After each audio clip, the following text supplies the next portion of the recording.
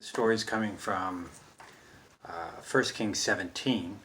It's the story of Elijah and the widow from Zarephath. Now, the Lord had told Elijah to tell Ahab that it wouldn't rain in Israel except at the word of Elijah.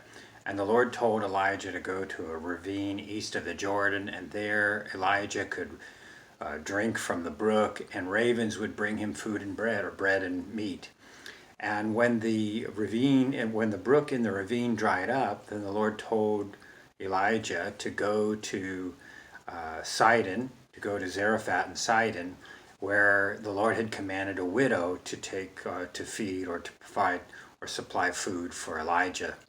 So he went to Zarephath, and at the city gate he met the widow. She was there collecting sticks, and Elijah told her to bring him some water and to bring him some bread, and she said that she only had a little bit of flour and a little bit of oil, and that she was about to bake a small cake for her and her son before they died.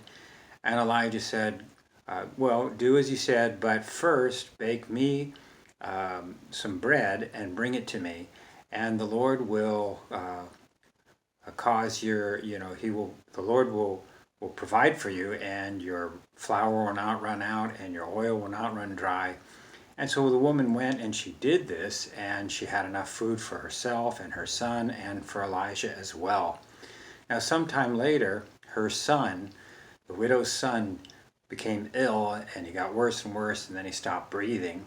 So she went to Elijah and said, "Man of God, have you come here to expose my sin and to kill my son?" So Elijah took the boy from her arms, brought him upstairs into the room where he was staying, laid him on the bed, and cried out to the Lord and said, "Lord, have you brought tragedy on this widow by causing her son to die?"